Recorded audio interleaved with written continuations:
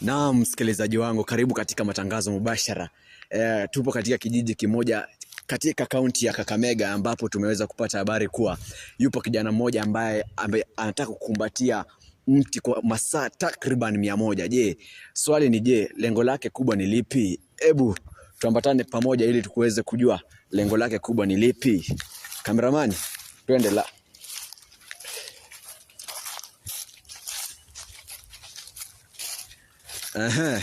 Waambaje kijana? Niko salama kabisa. Jina langu ni Eddie Trevan, lako? Mimi ni MC Triple. Lengo kubwa lako la kukumbatia mti. Hebu tueleze kwa kifupi lengo lako kubwa la kukumbatia mti ni lipi?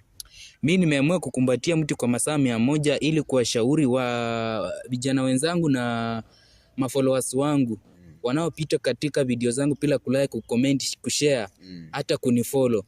Nimeamua kukumbatia mti ili kuwahimiza wakati wanaona video zangu waweze kulike, kucomment, kulike na kushare. Kama ulivyosikia, haya ndio maneno ya MC Triple na